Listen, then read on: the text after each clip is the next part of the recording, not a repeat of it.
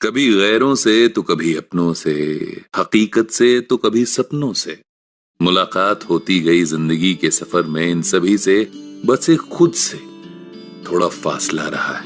नमस्कार दोस्तों, हम बात कर रहे हैं रॉबर्ट ग्रीन द्वारा लिखित किताब the laws of human nature के बारे में और लुभाव के विषयों पर बेस्ट सेलर किताबें लिखी। और ये वाली किताब यानी the laws of human nature 2018 में प्रकाशित होकर आई थी और उसके लोकार्पण के पहले ही रॉबर्ट को एक बहुत बड़ा दिल का दौरा आया, जिससे उनके बाएं हाथ और पैर ने काम करना बंद कर दिया था।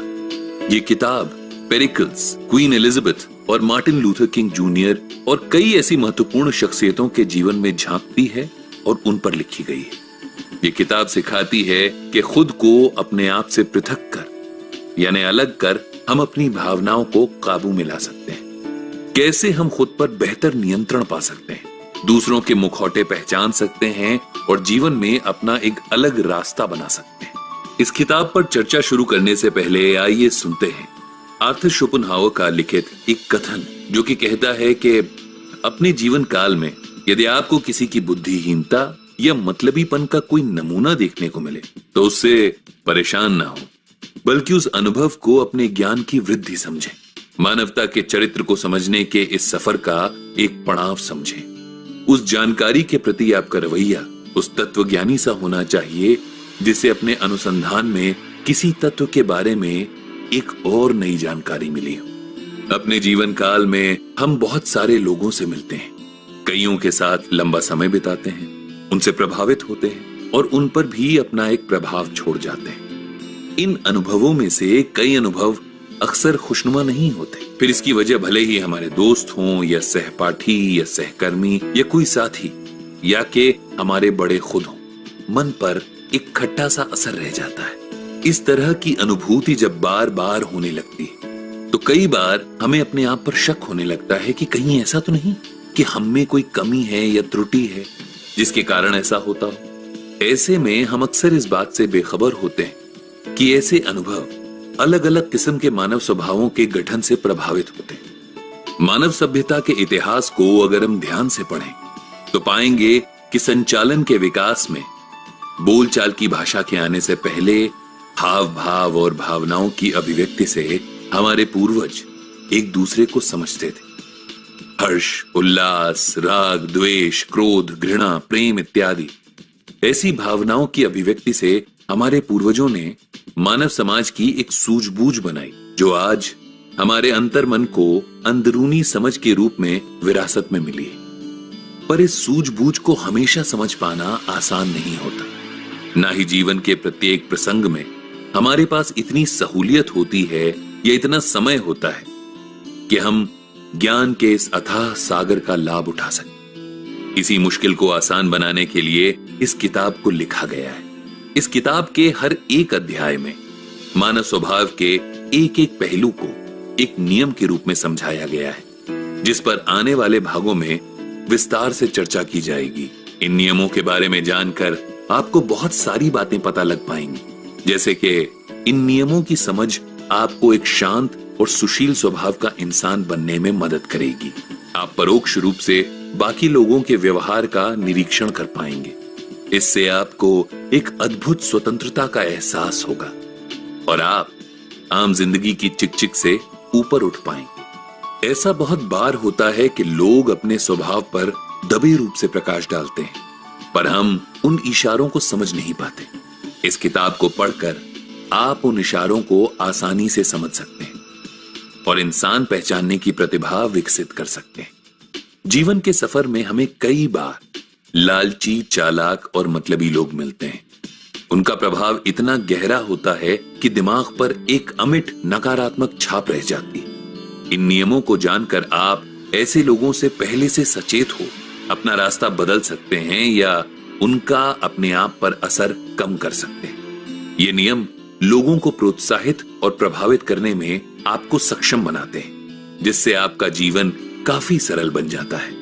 साथ ही साथ आपको यह भी समझ आएगा कि मानवीय स्वभाव कितना शक्तिशाली और प्रभावशाली होता है, जिससे आपको अपने अंदर की नकारात्मक शक्तियों पर भी विजय हासिल करने में आसानी होगी।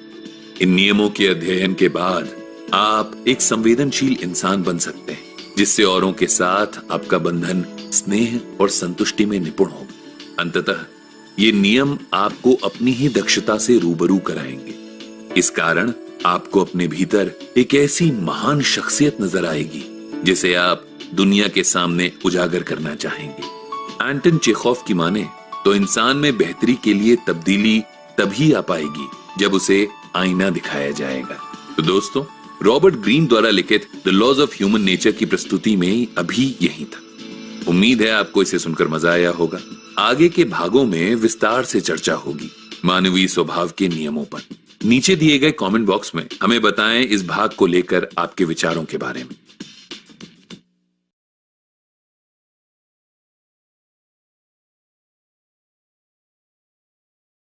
जिंदगी में बहुत सारी बातों को हम तर्क, बुद्धिमत्ता और अपनी अक्ल से समझने की कोशिश करते हैं और अक्सर उसमें कामयाब भी रहते हैं। स्कूल और कॉलेज में पढ़ाई से संबंधित बातें जैसे कि विज्ञान, भौतिकी, रसायन, गणित इत्यादि जैसे जटिल विषयों को समझने में हमारा तर्क ही काम आता है। लेकिन जिंदगी के बहुत पहलू ऐसे होते हैं जहां बात कर रहे हैं रॉबर्ट ग्रीन द्वारा लिखित किताब the laws of human nature के बारे में।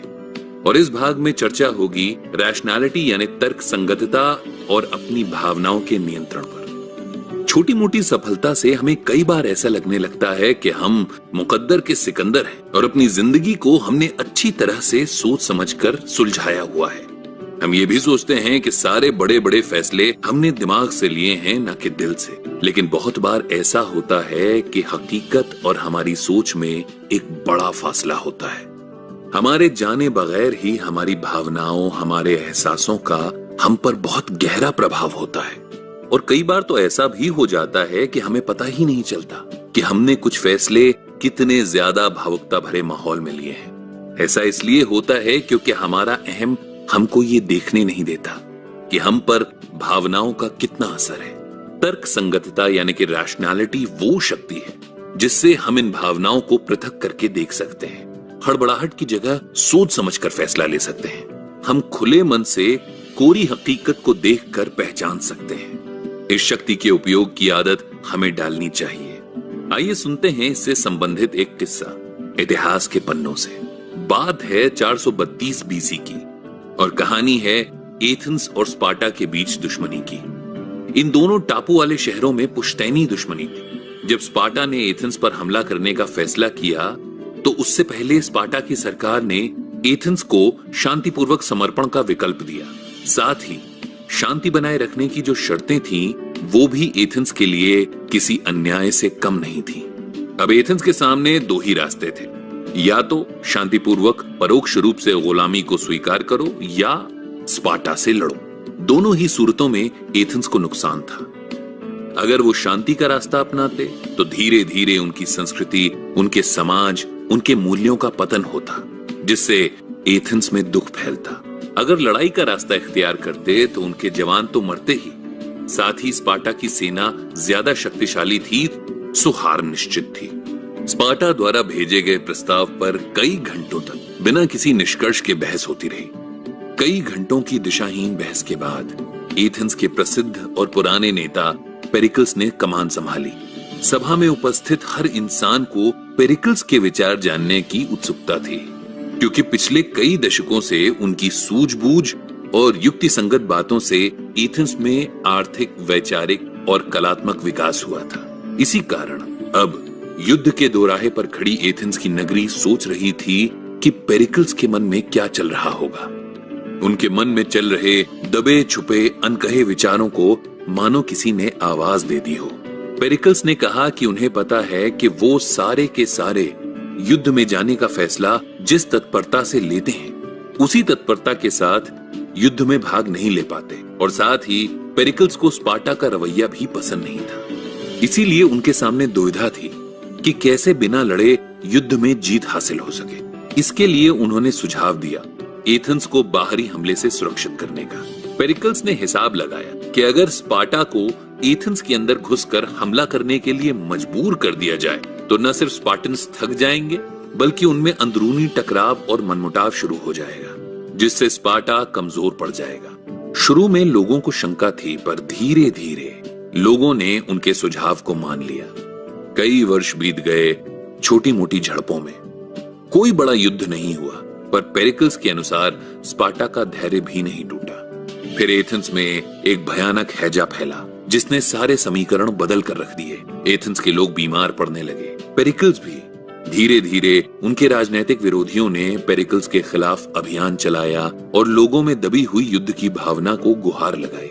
कुछ समय बाद पेरिकल्स की मृत्यु हो गई। एथेंस पर बुद्धिमत्ता और युक्ति संगत बातों की रही सही छाया भी हट गई। बचे हुए गुटों ने अपने अपने हिसाब से भावनात्मक फैसले लिए और अंत में एथेंस की न सिर्फ हार हुई बल्कि घोर अपमान भी हुआ और उनकी सरकार को भारी नुकसान भी उठाना पड़ा। इस कहानी से हमको ये सीखने को मिलता है कि हमारे व्यवहार, हमारे फैसलों और अंततः हमारे जीवन पर भावनाओं का बहुत गहरा असर होता है। हमें हमेशा ऐसा लगता है कि हमारे सारे फैसले तर्क के आधार पर लिए गए हैं, जबकि औरों के फैसले भावनात्मक तौर पर लिए गए हैं और इसीलिए हमारे फैसले सही हैं, औरों के नहीं। जबकि सच्चाई ये है कि हर एक इंसान के स्वभाव पर भावनाओं का बहुत ही गहरा, अप्रत्यक्ष और अचूक प्रभाव होता है। ये प्रकृति का नियम है। युक्ति संगति यानी कि रैशनैलिटी हमसे भावनाओं को नकारने के लिए नहीं कहती, बल्कि ये कहती है कि भावनाओं के अस्तित्व का मान रखा जाए, उनके प्रति संवेदनशील होना जरूरी है और साथ ही साथ जरूरी है उनको अपने नियंत्रण में रखना। अपनी भावनाओं से हम अलग हो सकते हैं, जुदा नहीं। इस बारीक फर्क को समझना बेहद जरूरी है। किसी को तर्कहीन बुलाना अपमानजनक हो सकता है। अक्सर जो लोग हमसे सहमत नहीं होते उन्हें हम तर्कहीन कह देते हैं, क्योंकि ऐसा करना आसान होता है। इसीलिए तर्क संगति और तर्कहीन के फर्क को समझना जरूरी है। आइए इसके लिए सुनते हैं कुछ उदाहरण। अगर किसी को कोई सहायक या प्रबंधक को काम पर रखना है तो एक तर्क संगति वाला इंसान सामने वाले की प्रतिभा और उसके कौशल के आधार पर फैसला लेगा। वहीं दूसरी तरफ एक तर्कहीन इंसान सामने वाले की खूबसूरती या उसके लुभाने के अंदाज के आधार पर या फिर अपनी किसी सहूलियत के आधार पर किसी कम प्रतिभा वाले इंसान को भी काम पर रख सकता है। हमारे पूरे जीवन पर बचपन का एक बहुत ही गहरा और अमिट असर होता है। अबोध अवस्था में हमारे चित्त में और हमारे अचेतन मन में कई ऐसी बातें घर कर लेती हैं जो आजीवन हमारे साथ रहती हैं। हमारे अस्तित्व और व्यक्तित्व के आकार प्रकार भी इन्हीं बातों के प्रभाव से होते हैं। मनोवैज्ञानिकों का मानना है कि मानव जीवन काल के 7 वर्ष से 12 वर्ष की उम्र में हुए अनुभव और सीखे गए सबक सदा के लिए हमारे साथ रहते हैं। जैसे सोचिए कि किसी बच्चे की माँ बहुत ही स्वार्थी और दूसरों पर हावी होने वाले व्यक्तित्व की हो और इसी कारण उस बच्चे ने बचपन में अनदेखेपन को महसूस किया हो, या उस बच्चे के साथ उसकी माँ बहुत ही तटस्थ थी, तो ऐसा बच्चा बड़ा होकर रिश्ते निभाने में बेहद अपरिपक्व और असमर्थ रहेगा। उस बच्चे को हमेशा लगेगा कि उसकी जीवन साथी उसे कभी न कभी छोड़कर चली जाएगी, जैसे बचपन में उसकी माँ चली जाया करती थी। अपनी साथी द्वारा छोटे से छोटे व्यवहार से उसके अंदर वो दबी भावनाएं जाग जाएंगी। अब ऐसे में अगर वो बच्चा बड़ा होकर एक युक्ति संगत इंसान होगा तो उसे अपने आप पर भावनाओं के इस प्रभाव का ज्ञान हो जाएगा और वो उन पर नियंत्रण पा अपने जीवन को सुधार सकता है। इतिहास को पढ़कर इतना तो साफ हो जाता है कि मानव समाज पर युक्ति संगति का असर धूप छांव सा है, आता है जाता है। पेरिकल्स द्वारा स्थापित बुद्धिमत्ता के युग के बाद अंधविश्वास का एक युग आया। समय के चक्र सा ये चक्र भी निरंतर चलते रहता है। जैसे अर्थव्यवस्था में तेजी और मंदी के चक्र चलते रहते हैं, बिल्कुल वैसे इस चक्र से बचने के लिए रॉबर्ट ग्रीन ने कुछ आसान तरीके बताए हैं। जैसे कि पहला तरीका, अपने आप को भली भांति पहचाने। दूसरा तरीका, अपनी भावनाओं की जड़ें गहन चिंतन द्वारा पहचाने। तीसरा तरीका, हड़बड़ी में कोई भी प्रतिक्रिया देने से कतराएं। चौथा तरीका, लोगों की हकीकत को स्वीकार करें। पांचवा तरीका, सूझबूझ और भावनाओं से संतुलन बनाए रखें। और छठा और आखिरी तरीका, तर्क संगति को दिल से अपनाएं। पेरिकल्स, चक्रवर्ती सम्राट अशोक, एब्राहम लिंकन, इस तरह की शख्सियतों ने इन सिद्धांतों के दम पर ही इतिहास रचा है। तो दोस्तों, इस भाग में यहीं तक। उम्मीद है आपको मजा आया होगा। अगले भाग में हम बात करेंगे संवेदनशीलता और स्वप्रेम पर। नीचे दिए गए कमेंट बॉक्स में हमें बताएं खुद की। संवेदना मानव स्वभाव का एक अभिन्न अंग है। संवेदना की प्राकृतिक अनुभूति इंसान को इंसान से जोड़ती है। संवेदना के सटीक इस्तेमाल से हम अक्सर दूसरों के हाव भाव को समझ उनकी मनःस्थिति का आकलन कर सकते हैं। इससे हम दूसरों को अनचाही चोट पहुंचाने से बच सकते हैं। सोचिए, अगर आपको ऐसा करने की ताकत मिल जाए तो आप कितने सारे मनमुटावों से अपने आप को और अपने आसपास के लोगों को बचा सकते हैं। क्या आप इसके बारे में जानना चाहेंगे? नमस्कार दोस्तों, हम बात कर रहे हैं रॉबर्ट ग्रीन द्वारा लिखित किताब the laws of human nature के बारे में, और इस भाग में हम बात करेंगे संवेदनशीलता और स्वप्रेम पर। जन्म से लेकर मृत्यु तक इंसान को दूसरे का ध्यान रखने की जरूरत होती है। एक अनकही अंदरूनी इच्छा होती है कि हर तरफ बस हमारी ही चर्चा हो। इस ध्यान की कमी से हम एक दूसरे से जुड़ नहीं पाते हैं, पर कभी कभी इसका उल्टा असर भी हो जाता है। ध्यान की ये चाहत शोहरत की भूख में बदल जाती है और इंसान उसी चक्कर में अपने होश खो बैठता है। कई ऐसी शख्सियतें होती हैं जिन्हें जरूरत से ज्यादा अपने आप से प्यार होता है। हर इंसान मूलभूत रूप से स्वार्थी तो होता ही है, पर ऐसी शख्सियतों के स्वार्थ की सीमा आसमान को पार कर सकती है। ऐसे लोगों को अपने अलावा कोई और नजर नहीं आता। दूसरे लोग इंसान नहीं बल्कि इन लोगों के इरादों को पूरा करने का एक जरिया मात्र होते हैं, जिनका इस्तेमाल करने में ऐसे लोगों की पलक तक नहीं झपकती। अंग्रेजी भाषा में ऐसे लोगों को नार्सिसिस्ट कहते हैं, जो कि ग्रीक लोक कथा से उठाया गया है। इस लोक कथा में नार्सिसस नाम का एक राजकुमार था जो किसी से भी प्रेम करने में असमर्थ था। एक दिन पानी में अपना ही प्रतिबिंब देख उसे अपने आप से प्यार हो गया। उसकी मृत्यु के बाद वो नार्सिसस नाम के एक फूल में परिवर्तित हो गया और वहीं से नाम पड़ा ऐसे लोगों का जो बहुत ज्यादा स्व केंद्रित होते हैं, जिन्हें अपने अलावा और कोई नहीं दिखता। इंसान के दूसरों से मिलने वाले ध्यान की एक सीमा होती है। अपने आसपास के लोग, भाई बहन, यार दोस्त, परिजन, इन सब से इसी ध्यान को लेकर प्रतिस्पर्धा होती रहती है। ऐसे में नार्सिसिस्ट लोग दुविधा में फंस जाते हैं। उन्हें अपना असली चेहरा दिखाना नहीं होता है और दूसरों की परवाह करनी नहीं होती, पर ये दोनों विपरीत परिस्थितियां हो जाती हैं, जिससे नार्सिसिस्ट लोगों को दूसरों की परवाह करने का ढोंग रचना पड़ता है।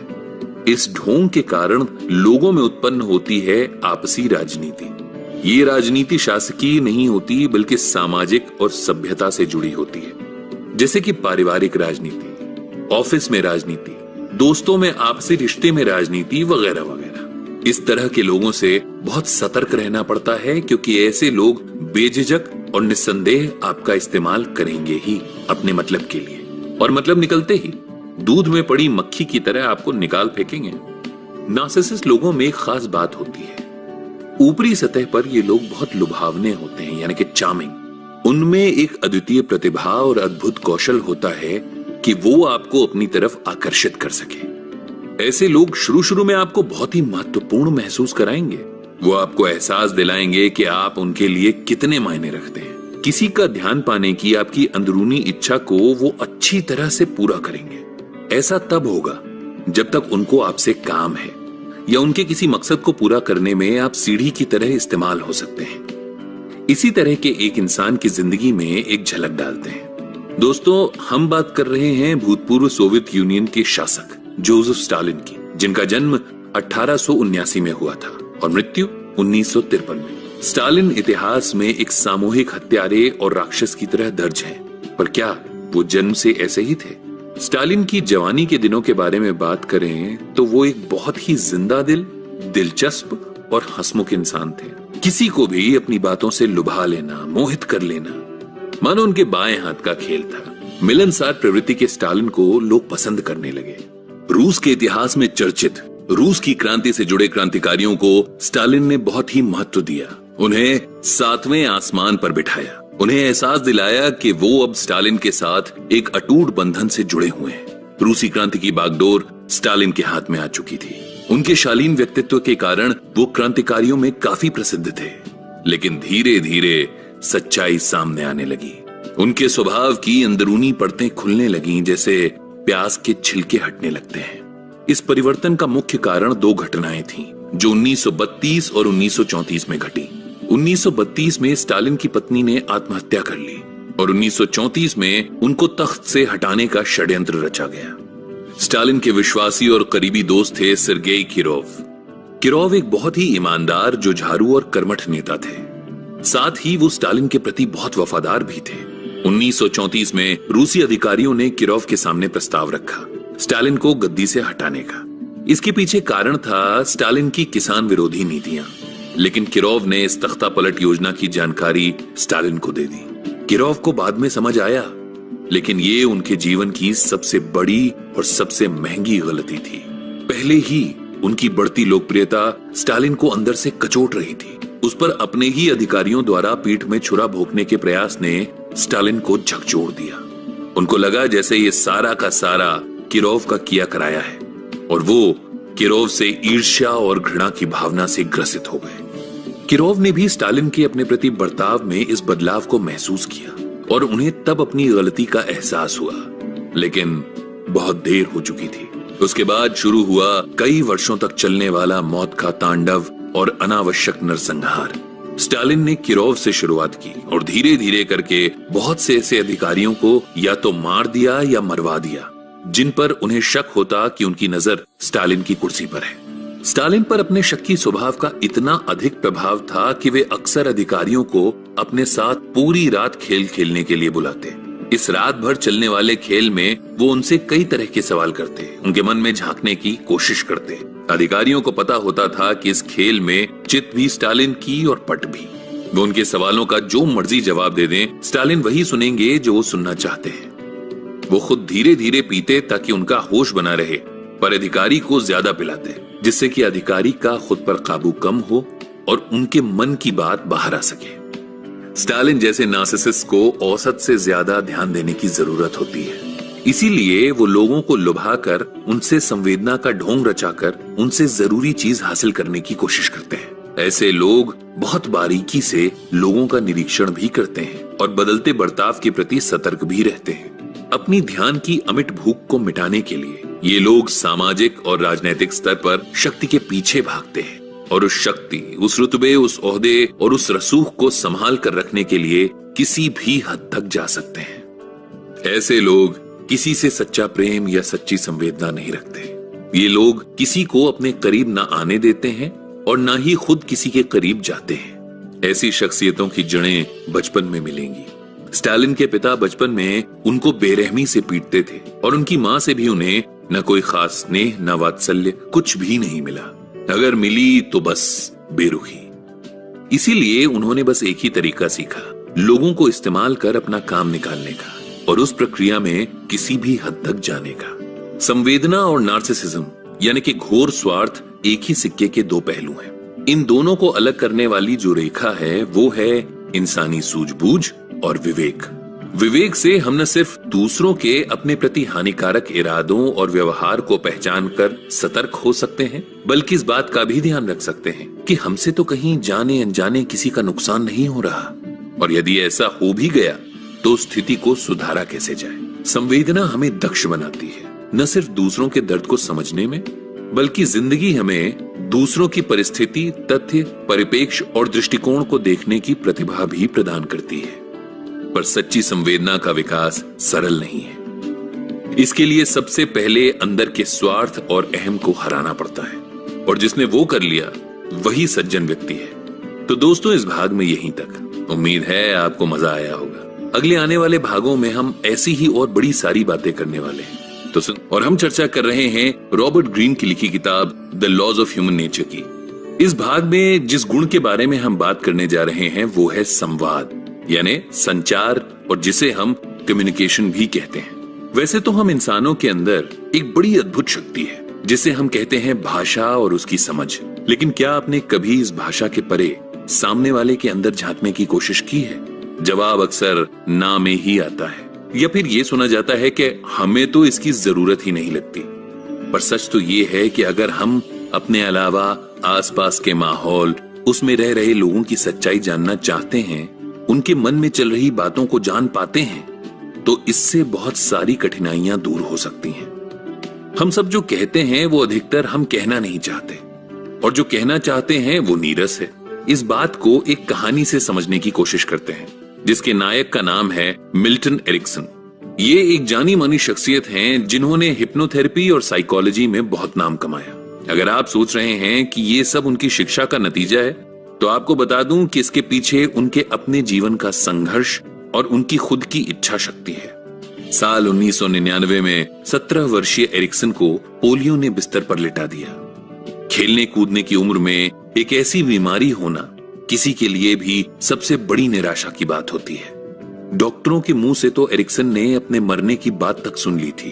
उनकी मां तो फिर भी इससे बाहर नहीं आ पा रही थी, लेकिन एरिक्सन ने अपनी इच्छा शक्ति से खुद को मृत्यु से बचा लिया। जंग लंबी थी, लेकिन एरिक्सन ने अपनी कमजोरी को अपनी ताकत और जीवन का लक्ष्य बनाया। उन्होंने इस बीमारी में कुछ समय तक अपने चलने फिरने की शक्ति खो दी थी। वो इस हद तक पैरालिसिस का शिकार थे कि ना तो उनके हाथ पैरों में जान थी और ना ही उनकी गर्दन, मुंह या होंठ हिल सकते थे। वो सिर्फ अपनी आंखों के इशारों से ही बात करते। घर में माता, पिता, 7 बहनें और भाई थे और एरिक्सन की देखभाल के लिए एक नर्स भी। सबके साथ रहने के बाद भी उनके लिए ये समय बेहद मुश्किल और चुनौतीपूर्ण था। जब भी एरिक्सन लोगों को बोलते और एक दूसरे के साथ हंसते खेलते देखते, तो उन्हें अपने ना बोल पाने का दुख और अफसोस होता। लेकिन इन सब के पीछे एक बात छिपी थी। वो क्या थी, इसका पता एक दिन उन्हें अचानक से चला। जब उन्होंने अपनी बहनों को आपस में बात करते सुना, एक बहन के जवाब देने के तरीके से उन्हें यह समझ आया कि जब भी वो हंसकर हां में जवाब दे रही थीं, तब उसके पीछे उनकी ना छुपी थी। एरिक्सन को यह पहली बार लगा कि लोग जो बोलते हैं और जो कुछ वो नहीं बोल पाते, वो भी उनके हाव भाव, बैठने और खड़े होने के तरीके से आप समझ सकते हैं। इसके बाद उन्हें ये काम करने में मजा आने लगा। वो हर छोटी बड़ी बात को इसी नजरिए से देखने की कोशिश करते कि कैसे लोगों के शब्द और उनकी भावनाएं या मन का हाल कुछ और हो सकता है। वो इस हद तक इस विषय को समझने लगे थे कि अपनी बहनों की बातों में सामान्य तौर पर ना दिखने वाले फर्क को भी पहचान लेते। इसका फायदा भी था और नुकसान भी, क्योंकि एरिक्सन ये जान चुके थे कि उनके आसपास आने पर उनकी बहनें और परिवारजन असहज महसूस करने लगते। इसके बाद जब एरिक्सन ने खुद पर ध्यान देना शुरू किया, तब उन्होंने अपने ना चल पाने की इस चुनौती का सामना करने की जिद पकड़ ली। उन्होंने अपने दिमाग की शक्ति को इस तरह से इस्तेमाल करना शुरू किया कि वो अकेले में अपने पैरों में पहले की तरह सेंसेशन महसूस करने की कोशिश करते। जब उनकी नर्स उनके पैरों की मसाज करती, तब वो फिर से वही जोर महसूस करने का प्रयास करते। धीरे धीरे वो चलने की कोशिश भी करने लगे, और जब उन्हें अपने दिमाग और शरीर के तालमेल का ज्ञान होने लगा, तब वो उसी तरह से अपने दिमाग को चलाने की भी कोशिश करते। कुछ वक्त लगा, पर आखिरकार वो अपने पैरों पर खड़े हो ही गए। पर इस सब के बाद उन्होंने अपनी शिक्षा का विषय तय कर लिया था। उन्हें अब साइकोलॉजी यानी मनोविज्ञान की पढ़ाई करनी थी। एक से बढ़कर एक जगह पढ़ाई और काम करते करते उन्होंने अपने आप को और मजबूत बना लिया था। लोगों को समझने और काउंसिल करने की उनकी प्रवृत्ति बाकियों से बहुत अलग और कारगर थी। एक ऐसा ही केस उनके पास आया जब कोई भी उस मरीज को समझने में नाकाम हो गया। तब एरिक्सन ने उससे बिना बात किए उसके मन का हाल जान लिया। सिर्फ 2 प्रश्न और उसका अपनी शर्ट की स्लीव मोड़ने के तरीके से ही उन्हें यह पता लग गया कि वो मरीज एक महिला नहीं बल्कि एक पुरुष था। ये ऐसा खुलासा था जिसने सबके होश उड़ा दिए। कोई भी किताबी ज्ञान मदद नहीं कर पाता, लेकिन ये एरिक्सन के पैरालिसिस के दिन ही थे जिन्होंने उन्हें ये सारी शिक्षा दी थी। इसी तरह एक और मरीज और उसके डर की असल वजह के बारे में सिर्फ उसके चलने और बैठने के तरीके से वो समझ गए और फिर उसकी मदद की। ये सभी बातें हमें जिस ओर बढ़ाती हैं, उस चर्चा को हम आज कर रहे हैं, वो है रॉबर्ट ग्रीन की लिखी हुई the laws of human nature. पिछले भाग में हमने जाना कि कैसे एरिक्सन ने अपनी कमजोरी को अपनी ऐसी ताकत बनाया जिससे वो लोगों के मन के अंदर और बाहर चलने वाली बातों को आसानी से समझ जाते और उनकी मदद भी कर पाते। इस कला को सीखना मुश्किल नहीं है। जी हाँ, किसी के मन में चलने वाली बात को पता लगाना और उसे समझना संभव है, लेकिन इसके लिए कुछ जरूरी बातों का ध्यान रखना होगा। जैसे पहला, खुद इस सच को स्वीकार करना कि जो हम सोचते हैं या सुनते हैं वो पर्याप्त नहीं है। इसके पीछे भी एक कहानी है जो हम नहीं जानते। दूसरा ये है कि जैसे ही हम ये सच स्वीकार कर लेंगे, वैसे ही हमारे अंदर दुनिया को देखने का एक अलग और बारीक सा नजरिया बन जाएगा। ज्यादातर हम लोगों को शब्दों से ही जोड़ पाते हैं, लेकिन जब हम उसके पीछे का मतलब समझना और पहचानना शुरू करेंगे तब एक अलग तस्वीर देख पाएंगे। लेखक का मानना है कि हम सब बचपन से ही अपने चेहरे पर एक मुखौटा लगाना सीख जाते हैं। याद करिए वो समय जब हम अपने माता पिता से कुछ भी मनवाना चाहते हो, तब हम उसी तरह के हाव भाव और शब्दों का इस्तेमाल करने लगते थे जिससे हमारी बात मान ली जाए। ये अभिनय अगर बचपन में इतना सफल हो सकता है तो सोचने वाली बात है कि बड़े होते होते ये किस रूप में काम कर सकता है। इस अभिनय को पहचान पाना हमारे लिए जरूरी है। ठीक उसी तरह अगर हम खुद कहीं बाहर जाते हैं और किसी ऐसी परिस्थिति में होते हैं तो वहां खुद को कैसे पेश कर सकते हैं ये जानना भी जरूरी है। लेखक का मानना है कि हम सब शेक्सपियर की प्रसिद्ध कहावत के अनुसार जीवन रूपी रंगमंच पर अपना अपना किरदार निभाते हैं। इसके वैसे तो अलग अलग मतलब निकलते हैं, लेकिन लेखक को लगता है कि जैसे हम स्थिति और लोगों के अनुसार अपना व्यवहार बदलते हैं, ये कहावत शायद उसी ओर इशारा भी करती है। ओथेलो नाम के नाटक में खलनायक दिखाए जाने वाले पात्र ने यही समझाया कि भले ही उसके शब्द एक नायक जैसे थे, पर उसकी नीयत कभी भी अच्छी नहीं थी। जिसका मतलब सिर्फ ये है कि शब्दों में जो अनकहा है वो हम कई बार सुन या समझ नहीं पाते। और अगर आप ये कहना चाहते हैं कि आप कभी ऐसा नहीं करते, तो एक छोटा सा काम है जिसे आप खुद करके देख सकते हैं। जब भी अपने से किसी बड़े, किसी छोटे और किसी दोस्त से बात कर रहे हो तो अपने शब्द और हाव भाव पर ध्यान दीजिएगा। एक ही बात तीनों से करने में भी आपकी भाषा और हाव भाव बदले हुए दिखेंगे। हम में से कितने लोग ये कहते हैं कि ये गुण सबके पास नहीं होता, या एरिक्सन जैसे लोगों के पास कोई खास ताकत होती है, शक्ति होती है। पर सच ये है कि हम सब के अंदर ये ताकत छिपी है। उम्र के साथ हम बस इसे इस्तेमाल करना और इसे लोगों को समझना बंद कर देते हैं। जरूरी ये है कि हम पहले खुद को दूसरों की जगह रखकर सोचें, किसी नतीजे पर ना पहुंचें, सिर्फ ऑब्जर्व करें और नॉन वर्बल यानी अनकही बातों को महत्व दें। लेखक के अनुसार हम बचपन में जब ना समझ माने जाते हैं तब हमारे अंदर एक ऐसा गुण होता है जिससे हम लोगों की चाल, हाव भाव, भाषा और आवाज से उनके बारे में सब कुछ बता सकते हैं। पर अफसोस ये गुण 5 साल की उम्र के बाद गायब हो जाता है। और वजह वही है कि हम खुद में इतना खो जाते हैं कि लोगों की बातों से ही संतुष्ट हो जाते हैं। लेकिन किसी भी सही काम को करने का कोई वक्त गलत नहीं हो सकता।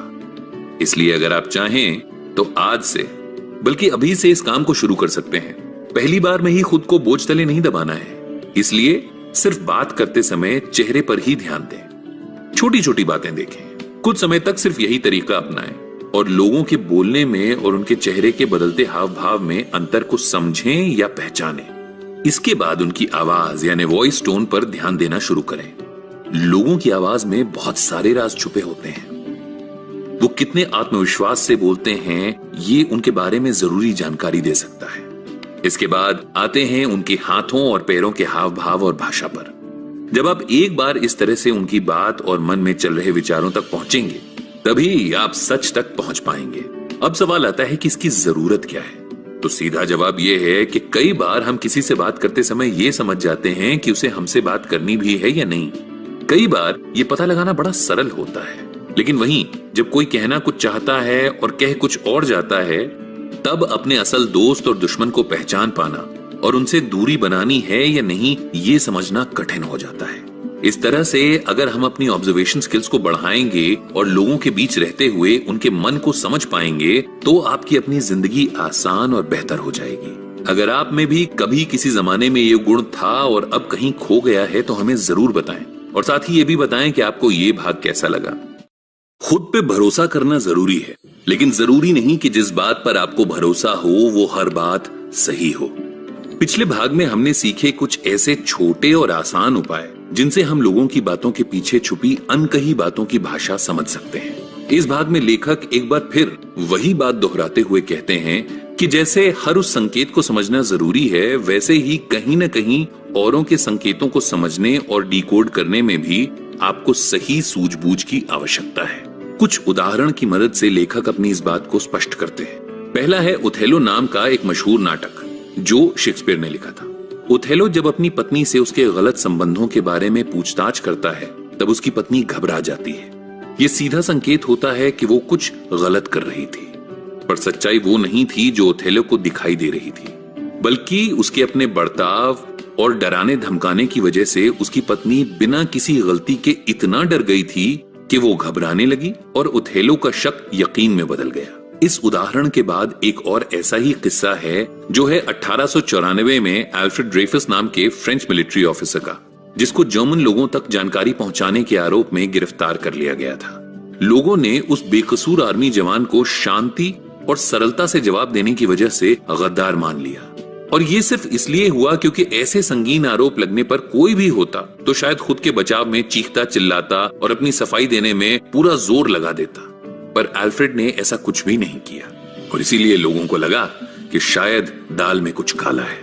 इन सभी बातों से ये साफ है कि कई बार जरूरी नहीं कि किसी भी व्यक्ति के हाव भाव में जो बदलाव या उत्तर हम ढूंढ रहे हैं वो सही हो। कई बार संस्कृति और हालात में अंतर भी इस तरह की परिस्थिति को जन्म देते हैं। ऐसे में सबसे पहले किसी और को समझने से पहले कोशिश करें खुद को समझने की। यानी जब भी आप खुश होते हैं या दुखी होते हैं तो आप कैसे मुस्कुराते हैं, किस तरह से आपके हाथ और पैर चलते हैं। जब आप घर वालों से बात करते हैं तब आपकी आवाज कैसी होती है, और वहीं अपने बॉस या दोस्तों से आपका लहजा कैसा होता है। जब एक बार आप अपने आप को स्थिति के अनुसार बदलते हुए और अपने अंदर होने वाले बदलाव को समझ लेंगे, तब आप ये समझ जाएंगे कि किस तरह से बाकियों में भी ऐसे ही बदलाव आते हैं। इन्हें हम माइक्रो एक्सप्रेशंस कहते हैं। इनकी कोई किताब या ज्ञान नहीं होता, ये वो शब्दकोश है जिसमें आप अपने अनुभव से कुछ नया, कुछ अलग हर दिन सीख कर जोड़ते जाते हैं। कुछ मनोवैज्ञानिक जैसे पॉल एकमन और E.H. हेस के अनुसार जब भी हम ऐसे भावों को समझने की कोशिश करते हैं तब हमें ये याद रखना चाहिए कि जब भी कोई व्यक्ति हमारे प्रति सकारात्मक सोचता है तब उसके हाव भाव और चेहरे पे दिखने वाले भाव अलग होते हैं, जिनमें से पहला है चेहरे के मसल्स में तनाव खत्म हो जाना। अगर आप किसी के माथे की ओर देखें तो आपको अगर लकीरें दिखें तो समझ लें कि बात वो नहीं है जो आपसे कही जा रही है, कोई तो तनाव है। इसके बाद अगर कोई आपकी बात से पूरी तरह सहमत है या आपके प्रति सकारात्मक है तो उसकी मुस्कुराहट पूरी तरीके से आपको दिखाई देगी, उसकी आंखें बंद हो जाएंगी। ऐसा इसलिए है क्योंकि हर तरह के तनाव से दूर होते ही मसल्स में रिलैक्सेशन आ जाता है, चाहे वो चेहरे की हो या शरीर के किसी भी हिस्से की। वहीं अगर कोई आपकी बात पर जबरदस्ती मुस्कुरा रहा हो तो सबसे पहले उसके होंठों को देखकर आप ये समझ पाएंगे कि वो पूरी तरह से खुलकर नहीं दिखा रहे होंगे जो उनके मन में चल रहा है। उनकी आंखें भी पूरी तरह से खुली नहीं होंगी और माथे पर भी शिकन होगी। अगर ज्यादा बड़ी हंसी दिखे तो भी आप उसमें एक अलग फर्क देख पाएंगे। ऐसा इसलिए क्योंकि जो भी बनावटी व्यवहार होता है वो बनाने में अलग से मेहनत लगती है, जिसका तनाव चेहरे पर आसानी से देखा जा सकता है। अगर कोई भी आपकी बात को हाथ मोड़कर सुने तो ये भी संकेत है कि वो आपकी बात से कुछ खास सहमत नहीं है। वहीं अगर आप किसी से बात करते समय ये देखें कि वो आपकी बात सुनकर आपकी तरफ ध्यान दे रहा है, आपकी तरफ झुका हुआ है और उसकी आवाज में बल और तेज है, तो ये सब सकारात्मक बातचीत के संकेत हैं। अगर सुनने वाले आपकी बात पर सर हिलाएं, आपकी बात पर मुस्कुराएं और उनकी आंखें आपकी आंखों की ओर हों या एक आई कांटेक्ट बना रही हों, तो ये समझना मुश्किल नहीं है कि वो आपकी बात को अच्छे से सुन और समझ रहे हैं। लेखक यहाँ ये भी स्पष्ट तौर पर कहते हैं कि जब भी हम इन सभी बातों को दूसरों में ढूंढते हैं तब हमें खुद भी इन बातों का ध्यान रखना चाहिए। जब भी किसी से बात करें तब इन छोटी मगर जरूरी बातों को जरूर याद रखें और खुद की भाषा के साथ उनके प्रति अपनी बॉडी लैंग्वेज को भी सही रखें। बात सुनते समय एक हल्की सी हंसी, चेहरे के तनाव को याद से कम करना और पैरों को बोलने वाले की तरफ मोड़ कर रखना, ये सब बातें सुनने में भले ही बहुत कम महत्वपूर्ण लग रही हो, पर इनके कारण हम कई बार वो कह जाते हैं जो शायद हम कहना नहीं चाहते। इस भाग में बताई गई सभी तकनीकों को अपने स्वभाव में लाने की कोशिश करें और बताएं कि सबसे पहले आपने किस बात पर ध्यान देना शुरू किया है। इसके अलावा कुछ और भी कहना चाहते हो तो जरूर बताइए। अगले भाग में हम जानेंगे मानव स्वभाव के कुछ ऐसे ही पेचीदा और महत्वपूर्ण गुण। तो बस बने रहिए हमारे। अपने बीते हुए कल से जो कुछ भी ना सीखे वो सच में अज्ञानी है, और जो उसमें ही रह जाए वो भी। नमस्कार दोस्तों, कि कैसे आप चाहें तो किसी के मन में चलने वाले अनकहे जज्बातों को समझ सकते हैं। इसके लिए जरूरी है सही नजर और नजरिया। इस भाग में लेखक बताते हैं कि इंसान के हालिया जज्बात और हरकतें उसके आज की वजह से नहीं बल्कि उसके बीते हुए कल की जमा पूंजी होते हैं, यानी ये उसके कैरेक्टर या चरित्र का परिणाम होते हैं। एक ऐसा ही नाम था हावर्ड ह्यूज जूनियर। ह्यूज को जिन्होंने भी बचपन से देखा था वो उनको एक अच्छे और आज्ञाकारी बच्चे की भांति ही जानते थे। माँ की हर बात मानने वाला, पिता की हर उम्मीद पर खरा उतरने वाला लायक बेटा। उन्हें कभी भी किसी ने भी ऊंची आवाज में बात करते तक नहीं सुना था। सब कुछ अच्छा चल रहा था। ह्यूज की माँ उनसे बहुत प्यार करती थी। उनके इस व्यवहार के पीछे एक बहुत बड़ा कारण भी था, और वो ये कि ह्यूज के जन्म से पहले उनके बचने की कोई उम्मीद नहीं थी।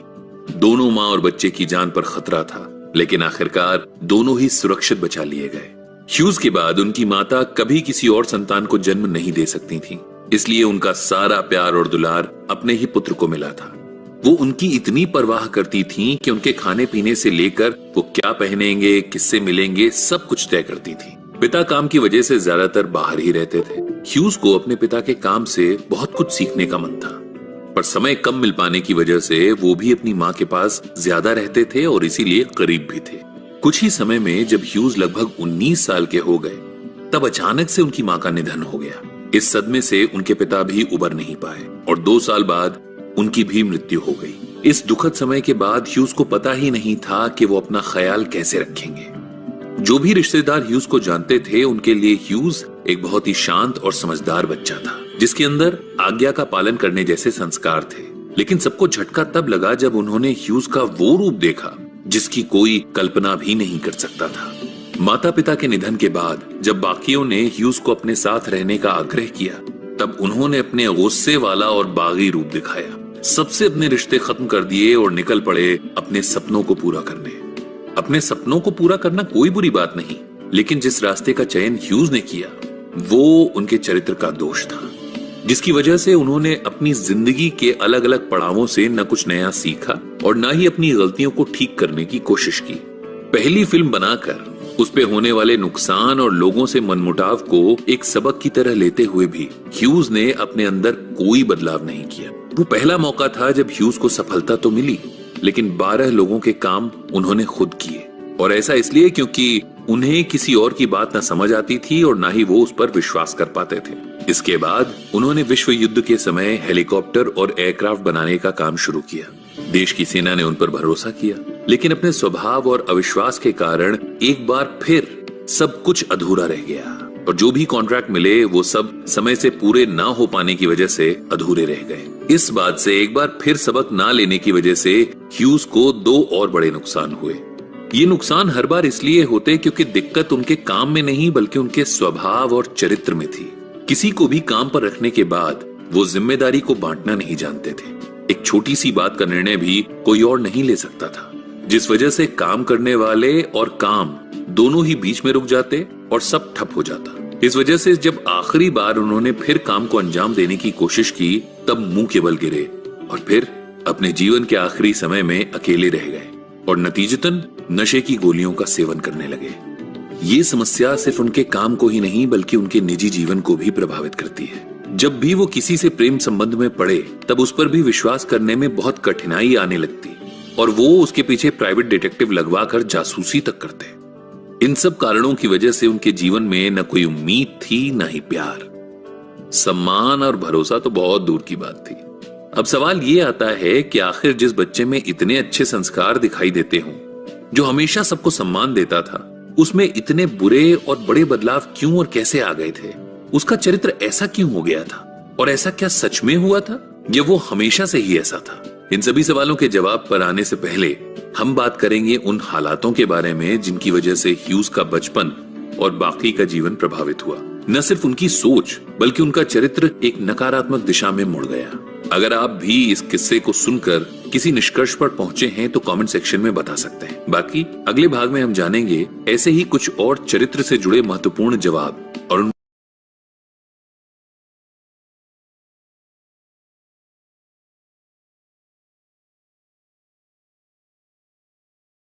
हर चमकती चीज सोना नहीं होती, इसीलिए हर आंखों देखी बात पर आंख बंद करके विश्वास करना भी सही नहीं है। नमस्कार दोस्तों, भाग में हमने जाना कि कैसे एक इंसान का चरित्र उसकी मानसिकता और स्वभाव को प्रभावित करता है। इस कड़ी में हमने एक व्यक्ति ह्यूज के जीवन की कहानी सुनी। माता पिता के सामने शालीन, सौम्य और शांत दिखने वाला ह्यूज कैसे उनके जाने के बाद एक कठोर, जिद्दी और बागी किस्म के व्यक्ति के रूप में बाहर आया। उसकी हर काम को खुद करने की आदत ने उसे कहीं का नहीं छोड़ा और हर तरह की कला आने और उससे जुड़े मौके मिलने के बाद भी वो अपना सब कुछ हार गया।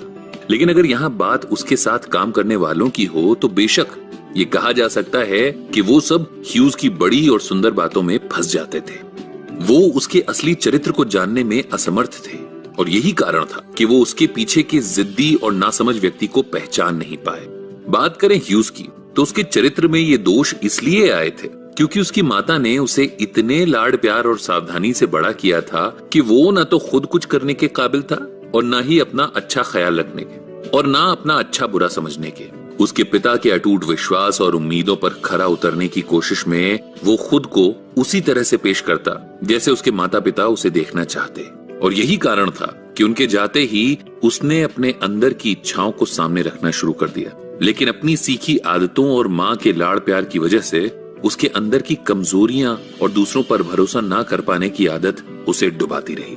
इन सभी बातों की वजह से उसका चरित्र एक ऐसे सांचे में ढल गया जिससे उसे सिर्फ नुकसान ही हुआ। लोग उसकी चमक दमक और आकर्षित करने वाली बातों के पीछे छुपे उसके मन को नहीं पढ़ पाए और परिणाम उनको भी भुगतना पड़ा। अब लेखक ऐसे लोगों के बारे में बताते हैं जिनके कुछ अलग प्रकार हैं, जिनको हम किसी भी तरह से टॉक्सिक कैरेक्टर कह सकते हैं। इनमें पहले आते हैं हाइपर परफेक्शनिस्ट, जिनके हर काम को देखकर लोग शुरुआत में तो आकर्षित होते हैं। उनके काम करने का तरीका सबसे अलग और पेचीदा होता है, लेकिन धीरे धीरे उनका हाल ह्यूज जैसा हो जाता है। यानी ये समझना मुश्किल नहीं है कि वो अपने किसी भी काम को करने में शुरुआती समय में सफल होते हैं, लेकिन उसके बाद उनका नीचे गिरना तय होता है। इसके बाद आते हैं दूसरे तरह के लोग, जिन्हें हम रिलेंटलेस रिबेल्स कहते हैं। यानी वो लोग जो किसी भी शासन को नहीं मानते, उनके लिए बागी सोच सबसे महत्वपूर्ण है।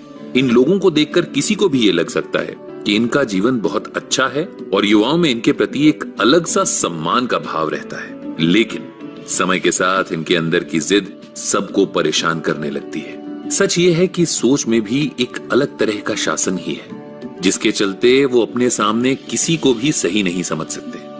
ऐसे में इन लोगों से दोस्ती भी और दुश्मनी भी भारी पड़ सकती है। इसके बाद आते हैं तीसरी श्रेणी के लोग, जिन्हें हम पर्सनलाइजर भी कहते हैं, जिनमें एक बात साफ दिखाई देती है कि ये लोग हर बात को अपने ऊपर लेकर उससे अपने आप को दुखी कर लेते हैं। हर कही और अनकही बात का सीधा संबंध खुद से जोड़कर न वो खुद खुश रहते हैं और न ही दूसरों को खुश रहने देते हैं। इन लोगों में हर बात को दिल से लगाकर बैठने की आदत होती है और आखिर में सारा दोष ये दूसरों पर थोप देते हैं।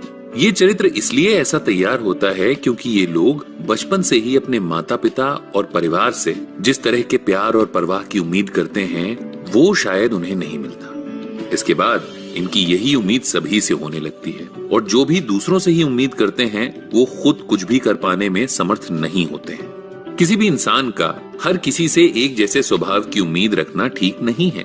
ऐसे लोग पहले तो बहुत अच्छे और मस्त मौला नजर आते हैं, लेकिन इसके बाद इनका ये चेहरा उतर जाता है। इसके बाद आते हैं द ड्रामा मैग्नेट। ये उस प्रजाति के लोग हैं जिनको लोगों का ध्यान आकर्षित करने के लिए एक ही उपाय दिखाई देता है और वो है ड्रामा। यानी इन्हें हर छोटी बड़ी बात को बढ़ा चढ़ाकर बोलने की आदत होती है और इनका चरित्र बचपन में हुई बातों की वजह से ऐसा बन जाता है। अक्सर माता पिता का ध्यान अपनी ओर खींचने के लिए इनको ऐसी ही हरकतें करनी पड़ती थीं, जिसकी वजह से इनके अंदर ये भाव प्रबल हो जाता है कि उनको हर किसी से ऐसे ही अपनी बात मनवानी होगी। इसके बाद आते हैं बिग टॉकर्स पर। ये वो बड़बोले हैं जिनको सुनकर आप खुशी से फूले नहीं समाते, लेकिन असलियत में इनके शब्द बड़े होते हैं पर काम उस अनुसार नहीं होते। इसलिए काम की जगह पर ऐसे लोगों को खुद से दूर रखना चाहिए। ये अक्सर आपके काम को और निजी जीवन को बुरी तरह प्रभावित करते हैं। अधिकतर काम पूरे न हो पाने पर ये दूसरों को दोषी मान लेते हैं और सबकी गलती बताकर खुद बचने का प्रयास करते हैं। इस तरह से कुछ और भी जरूरी कैरेक्टर ट्रेट्स हैं जिन पर बात होगी अगले भाग में, लेकिन उससे पहले आप इनमें से किस प्रजाति से मिल चुके हैं ये हमें बताना बिल्कुल मत भूलिएगा और आपका अनुभव कैसा रहा वो भी बताइएगा हमारे कमेंट सेक्शन में। तो कहते हैं एक गंदी मछली पूरे तालाब को खराब कर सकती है। ऐसे में अपने तालाब में उस गंदी मछली को ढूंढकर उससे दूर रहना एक बड़ा काम है। भाग में आपने सुना कि कुछ टॉक्सिक कैरेक्टर ट्रेट्स इंसान को इतना खराब कर देते हैं कि वो खुद के साथ साथ बाकियों की जिंदगी पर भी भारी पड़ने लगता है। इस कड़ी में हम बात करेंगे और जानेंगे कुछ ऐसे ही टॉक्सिक ट्रेट्स के बारे में। इसमें एक प्रकार है सेक्सुअलाइजर। ये वो लोग होते हैं जिनके अंदर हवस इस तरह होती है कि वो निजी जीवन से लेकर काम की जगह तक हर किसी के साथ एक ऐसा शारीरिक संबंध बनाना चाहते हैं जो सिर्फ उनकी मर्जी से चले। जब ये लोग कम उम्र के होते हैं तो इनका ये कैरेक्टर ट्रेट सामने नहीं आता, लेकिन जैसे जैसे इनकी उम्र बढ़ती है तो इनके अंदर की जिद भी बढ़ती जाती है और ये चाहते हैं कि हर कोई इनके आसपास इनके मन मुताबिक व्यवहार करे, और जो ऐसा नहीं करता ये उसे अपना दुश्मन मान बैठते हैं। कई सारे ऐसे लोग आज हमारे आसपास दिखाई देते हैं और शायद हम उनसे मिल भी चुके होंगे। इन लोगों के इस चरित्र का कारण अगर समझने की कोशिश की जाए तो बस इतना दिखाई देता है कि अपने बचपन में माता पिता के व्यवहार में उन्हें इस तरह की झलकियां जरूर दिखाई दी होंगी, जिसकी वजह से खुद को इस तरह से साबित करने और प्यार पाने का बस एक यही तरीका वो जानते हैं। इसके बाद आते हैं पैम्पर्ड प्रिंसेस या प्रिंस। ये वो प्रकार है जिसके लोग खुद के आगे किसी और चीज या किसी और इंसान का महत्व नहीं समझते। पहले तो इनका स्वभाव आपको एक बच्चे की तरह निश्चल लगेगा, लेकिन कुछ ही समय में इनकी जिद और अपने अलावा सबसे सहानुभूतिहीनता की ये सोच आपको परेशान करने लगेगी। इन लोगों के इस चरित्र निर्माण के पीछे भी बचपन में मिलने वाला जरूरत से ज्यादा प्यार और दुलार होता है, और ये तब होता है जब माता पिता अपने बच्चों को न कुछ करने देते हैं न उन्हें अपना अच्छा बुरा समझना सिखाते हैं। ऐसे में ये होना तो स्वाभाविक है। इन लोगों को हमेशा खुश रखना बहुत मुश्किल है, और अगर आप ऐसा कुछ कर भी लें तब भी आप अपने साथ गलत ही करते हैं, क्योंकि कोई भी किसी को हमेशा खुश रख सके ये संभव नहीं है। इसलिए जितने भी लोग इस तरह की आदतों को बढ़ावा देते हैं वो खुद को बिना वजह परेशानी में डालते हैं। अगला प्रकार है प्लीजर का, यानी वो लोग जिन्हें हमेशा अपने दूसरों के लिए अच्छा बोलते और सोचते हुए देखा होगा। हम इंसान अच्छे या बुरे हो सकते हैं, लेकिन हर परिस्थिति में सिर्फ अच्छा देखने और करने वाले थोड़ा शक पैदा करते हैं। इस प्रजाति पर लेखक यही कहते हैं कि इन लोगों में पैसिव अग्रेशन होता है, लेकिन बचपन से अपने परिवार और माता पिता के डर की वजह से ये अच्छे और खुश रहने का मुखौटा लगाकर घूमते हैं। अपने आप को खुल के पेश कर पाने के अभाव में ये लोग इस तरह से अपने आप को ढाल लेते हैं कि कोई भी इनके अंदर चल रहे द्वंद्व को नहीं समझ पाता। ऐसे लोगों से खास तौर पर बचने की कोशिश करनी चाहिए, इसलिए क्योंकि आगे जाकर ये अपने हिसाब से कोई भी बड़ा कदम उठा सकते हैं। इनमें झूठ बोलने और बातें छुपाने की आदत जरूर होती है। इसके बाद आते हैं द सेवियर। इन लोगों की दूसरों की मदद करने की एक अलग ही आदत होती है। वैसे तो हम ऐसे लोगों को गलत नहीं समझ पाते, लेकिन इनको पहचानने का एक आसान रास्ता ये है कि इनकी अच्छाई 2 या 3 बार के बाद आपको खटकने लगती है, और विशेषकर जब आप मदद लेने के बाद खुद से काम करने की सोचते हैं तब इनको ये विचार कहीं भी संतुष्टि नहीं देता है, और तब ये जोर जबरदस्ती से आपकी मदद करने लगते हैं, बातों को अपने हिसाब से मोड़ने लगते हैं और आपके जीवन में दखल देने लगते हैं। इनके चरित्र में ये बात इसलिए होती है क्योंकि बचपन से ही शायद इन्हें अपने बड़ों और दूसरों का ख्याल रखना पड़ा था। कई बार परिवार की किसी परेशानी के चलते इन्हें खुद बड़ा होना पड़ता है। औरों की मदद करते हुए इनकी ऐसी आदत बन जाती है, और फिर बिना मदद किए इनको कभी आराम नहीं मिलता। वैसे तो दूसरों की मदद करना अच्छी बात है, लेकिन उनके मना करने के बाद भी अपनी जिद पर अड़े रहना ये ठीक नहीं है। ऐसे में दूसरों को नियंत्रित करने की ये आदत एक टॉक्सिक ट्रेट ही कहलाती है, जिसकी वजह से लोग कुछ दिन तक तो इन्हें पसंद करते हैं, लेकिन एक समय के बाद इनसे दूर भागने लगते हैं। अब आते हैं इजी मॉरलाइजर्स पर। ये वो लोग होते हैं जिनमें सही गलत का बड़ा ज्ञान होता है। उनके लिए कुछ बातें एकदम सही और कुछ एकदम गलत होती हैं, लेकिन कहीं न कहीं मन में उस गलत को देखकर उस रास्ते पर चलने की अदृश्य लालसा भी होती है। ये लोग भले ही दूसरों को हर बात के लिए सही या गलत का पाठ पढ़ाते रहें, लेकिन मौका मिलने पर सबसे पहले अपने उसूलों का साथ छोड़कर ऐसे ही लोग चल पड़ते हैं। ऐसे लोग दुनिया के सामने अपने आप को सही और बाकियों को गलत साबित करने में पूरी जिंदगी बिता देते हैं। शुरुआत के कुछ दिन तक तो आपको इनसे प्रेरणा मिलती रहेगी, आपको ऐसा महसूस होगा, लेकिन ज्यादा दिन तक इनका ये भ्रमजाल कायम नहीं रह पाता। इनके बचपन में होने वाले हादसों और माता पिता के कड़े शासन की वजह से अक्सर इनमें इस तरह की प्रवृत्ति पैदा हो जाती है, लेकिन इनसे जितना दूर रहा जाए उतना ही सबके लिए अच्छा होता है, क्योंकि जिनके मन में सही गलत की अपनी अलग परिभाषा हो वो किसी को कुछ भी कह सकते हैं और तनाव में डाल सकते हैं। तो ये तो थी नकारात्मक चरित्रों की निशानियां। जिनसे आपको कोसों दूर रहना है। लेकिन इस सिक्के के दूसरे पहलू पर बात करेंगे अगले भाग में।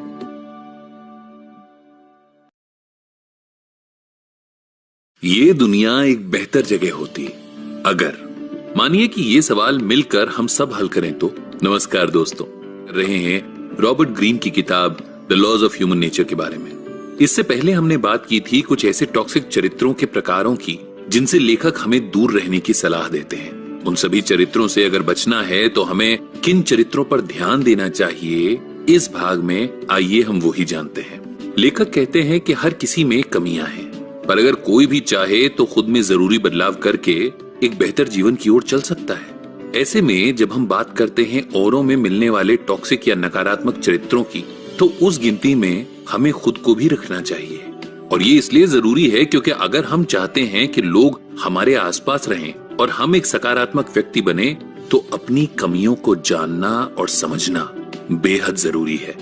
लेखक ने अपनी कमियों को अपनी ताकत बनाने के कुछ उपाय बताए हैं। जैसे कि अगर आप खुद एक हाइपर परफेक्शनिस्ट हैं, तो सबसे पहले अपनी इस आदत की चपेट में औरों को ना लाएं। मतलब ये कि दूसरों की कमियां और गलतियां देखने की जगह अपनी गलतियों को सुधारने और बेहतर करने में समय लगाएं।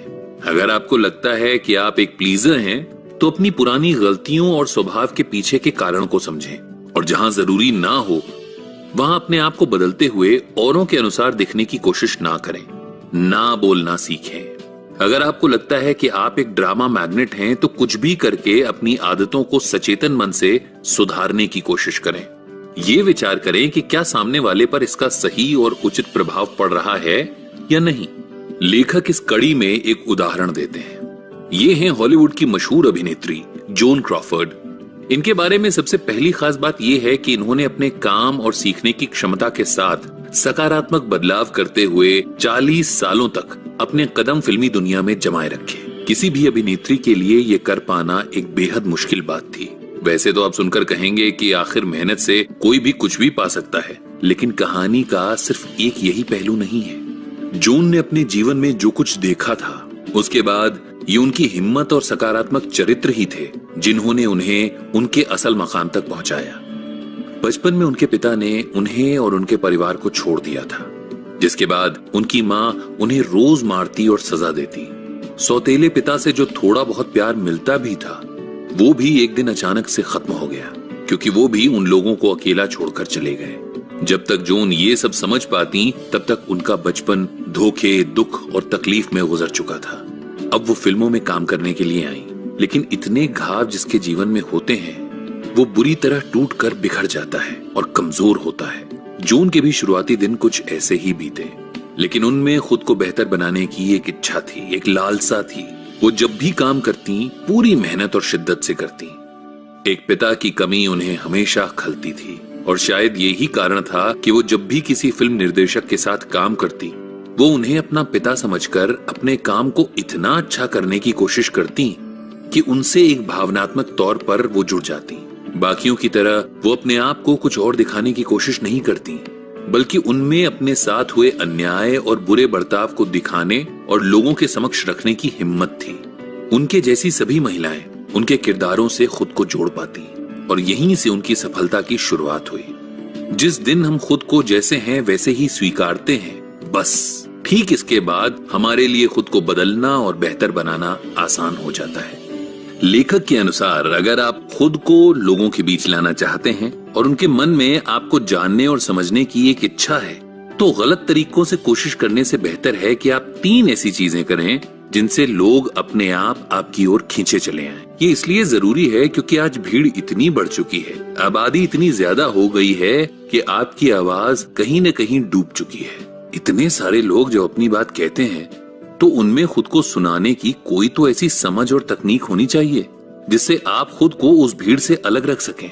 ऐसे में ज्यादा जरूरी है कि आप थोड़ा सा अपने व्यवहार को समझना मुश्किल बनाएं, या यूं कहें कि सबके लिए इतने प्रस्तुत न रहें कि वो आपको हल्के में लेने लगे।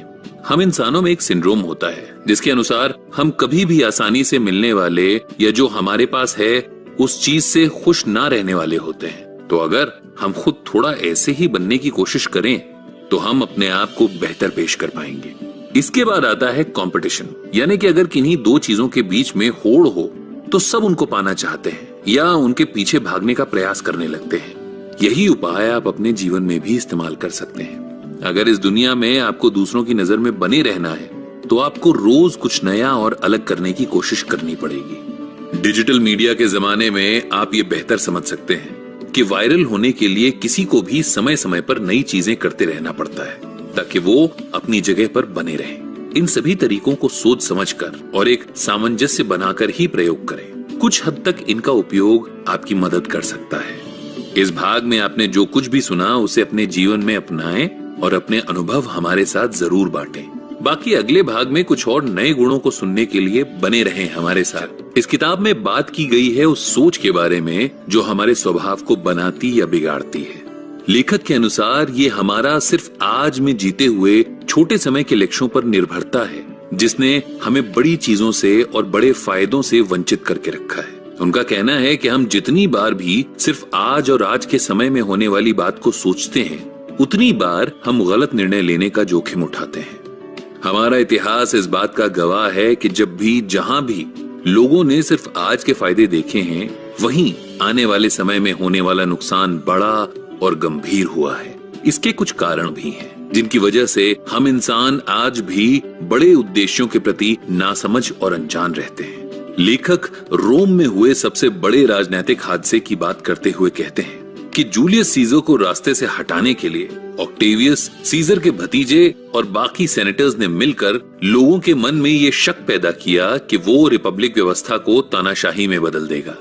लोग भी इस बात को बिना सोचे विचारे मान गए और सीजर को बीच सेनेट मौत के घाट उतार दिया गया। कुछ समय बाद जब ऑक्टेवियस ने राजगद्दी संभाली तब उसने खुद तानाशाही का राज्य स्थापित कर दिया। तब वहां की जनता अपने साथ हुए धोखे को समझ पाई और साथ में ये भी पता चला कि सीजर कभी भी रिपब्लिक व्यवस्था के खिलाफ नहीं था। इस सब में जो नुकसान हुआ वो समझना आसान है, लेकिन इस तरह के बिना सोच विचार के किए हुए फैसले व्यक्ति की कभी भी मदद नहीं करते। अगर रोम के लोगों ने कुछ समय के लिए सभी बातों और हालातों को देखा और समझा होता और बाकियों की बातों पर आंख बंद करके विश्वास ना किया होता तो शायद वो दिन नहीं आता। इससे बचने के लिए लेखक ने बताया है कि हम सभी बातों को सिर्फ एक ही नजरिए से देखते हैं। जैसे रिपब्लिक स्थापित रखने के लिए सीजर को मारना और उसके बाद ऑक्टेवियस का राजगद्दी संभालना, और लोगों के हिसाब से ये एक उपाय था जो वर्तमान में सब कुछ ठीक कर सकता था। पर जो हम भूल जाते हैं वो ये कि एक काम से दूसरा और दूसरे से तीसरा सब एक चेन में जुड़े हुए हैं। एक में भी हलचल किसी भी सिस्टम के संतुलन को बिगाड़ने के लिए काफी है। आज की बात कल पर जरूर असर डालेगी, क्योंकि सिर्फ हम ही नहीं बल्कि हमारे आसपास हर कोई एक अलग जटिल बुद्धि और सोच के साथ रहता है। एक और वजह है जिसको सुनकर हम सोचने पर मजबूर हो जाएंगे कि क्या जिस जंग को हम लड़ रहे हैं वो उस काबिल है भी या नहीं। लेखक कहते हैं कि हम रोज अपनी अलग लड़ाई लड़ते हैं, जिस वजह से अपने बड़े और असल लक्ष्य से हम एक कदम और दूर हो जाते हैं। इन सब समस्याओं के पीछे अपनी ऊर्जा बर्बाद करना सच में व्यर्थ है। अगर आप अपने परिवार में किसी सदस्य से लड़ रहे हैं तो एक बार रुककर ये जरूर सोचें कि क्या आपकी बातचीत सही में किसी निष्कर्ष की ओर जा भी रही है या सिर्फ बात बिगड़ती जा रही है। एक बार जब आप अपने आप से ये सवाल कर लेते हैं तब आपके अंदर उस लड़ाई का हिस्सा बनने की इच्छा खत्म हो जाती है और आप अपने उद्देश्य को एक बार फिर से बेहतर देख और समझ पाते हैं। अगला कारण है वो जिसमें हम पल पल की खबर लेने में इतने व्यस्त हो जाते हैं कि आज में ही रह जाते हैं और उलझ जाते हैं। कल की न फिक्र होती है, न याद रहती है और न उसकी आवश्यकता महसूस होती है। लेखक अब्राहम लिंकन के बारे में बताते हुए कहते हैं कि एक इतने बड़े देश की जिम्मेदारी उठाना आसान नहीं था, लेकिन एक लीडर होने के नाते उन्होंने आज की जानकारी में नहीं बल्कि कल होने वाले फायदे और नुकसान को भी सही सोचने और समझने में अपना समय बिताया। वो किसी भी निर्णय पर जल्दी से नहीं आते थे, अपना पूरा समय देते थे और भरपूर विचार विमर्श करके अपनी रणनीति बनाते थे। इसका लाभ उस समय के लोगों के साथ साथ आज तक यूनाइटेड स्टेट्स ऑफ अमेरिका के वासियों को मिल रहा है। ट्रेंडिंग होने के जमाने में जहां कोई भी चीज स्थायी नहीं है वहां कम से कम हमें अपने निर्णय कुछ समय के परिणाम सोचते हुए नहीं लेने चाहिए। तुरंत एक्शन लेना कभी भी सही नहीं होता जब तक बहुत ही ज्यादा जरूरी ना हो जाए। कई बार रुककर समझते हुए बातों को करने और संभालने की जरूरत होती है। इसके बाद आती है बारी जरूरत से ज्यादा जानकारी की। हम आज जिस युग में हैं, ये आधुनिक होने के साथ साथ जानकारियों से भरा है। हर कोई डेटा के पीछे भाग रहा है, लेकिन कोई भी ये नहीं समझता कि इतनी जानकारी से सिर्फ हम अपने रास्ते से भटकते हैं और कुछ नहीं। कोई भी आगे बढ़ने के लिए अगर अपने आज की इन छोटी छोटी जानकारियों में ही फंसा रहेगा तो वो आगे के लिए कभी भी तैयार नहीं हो पाएगा। इसलिए जरूरी है कि सिर्फ उतनी ही जानकारी के पीछे भागें जो जरूरी है। अगर आप हर तरह से अपने दिमाग को भर लेंगे तो उसके पास मिली जानकारी को प्रोसेस करने का समय और शक्ति नहीं रहेगी। इस भाग में हमने जाना कि कैसे जो लोग सिर्फ मौजूदा हालात में फंसे रह जाते हैं वो कभी आगे नहीं बढ़ पाते। वैसे आपको इस भाग से क्या समझ आया, कमेंट सेक्शन में हमें जरूर बताएं। और सुनते हर किसी को अपनी बात मनवाना और अपना काम निकलवाना एक मुश्किल सी बात लगती है, पर जरूरत भी इसकी सबसे ज्यादा पड़ती है। अब काम चाहे घर पे भाई बहनों से पानी की बोतल मंगवाने का हो या बॉस से अप्रेजल करवाने का। भाग में हमने सुने कुछ ऐसे कारण जिनकी वजह से हम कई बार अपने बड़े लक्ष्यों तक पहुंचने से पहले ही रास्ता भटक जाते हैं। लेकिन इस भाग में लेखक ने बताया है कि किस तरह से हम सामने वाले के मन में झांक कर उसकी मानसिकता को समझ सकते हैं और उसके बाद अपनी बात को कैसे उस तक पहुंचाना है ये तय कर सकते हैं। एक कहावत के अनुसार अधिक सुनना और कम बोलना एक अच्छी आदत है, लेकिन लेखक इसका खंडन करते हुए कहते हैं कि जब हम दूसरों से बात करते हैं तब हमारे पास एक मौका होता है उनके मन को टटोलने का, उसे समझकर अपनी बातों को उसके हिसाब से रखने का, और न सिर्फ बात को रखना बल्कि उसे मनवाने का। कुछ ऐसी तरकीबें हैं जिनको आप अपने जीवन में उपयोग करके खुद फर्क देख सकते हैं। पहली तरकीब है लोगों को ध्यान और गंभीरता से सुनना। इसका मतलब ये बिल्कुल नहीं है कि आप पूरी बातचीत में सिर्फ चुप रहकर सुने, बल्कि जरूरी ये है कि आप सामने वाले की बात और उसके नॉन वर्बल हाव भाव को भी देखें और समझें। कई लोग शुरुआत में ऐसे लगते हैं जिनको बात करना पसंद ना हो या वो मस्ती मजाक करना पसंद नहीं करते, लेकिन जब आप उनसे एक बार बात करना शुरू करते हैं तब कुछ ऐसे विषय आते हैं जिन पर वो खुलकर बात करते हैं, हंसते हैं और मुस्कुराते हैं। वो चाहे बचपन की बातें हों या कुछ और। इन सब से हम सामने वाले की विचारधारा और बाकी सोच को गहराई से समझ सकते हैं। और एक बार अगर वो आपके साथ बातचीत में सरल और सहज महसूस करने लगे तब बस आप उनसे कोई भी बात आराम से कर सकते हैं और उनके मन पर एक प्रभाव बना सकते हैं। इसके बाद बारी आती है लोगों के मूड को समझने की। अक्सर हर कोई एक जैसे मूड या मिजाज का नहीं होता।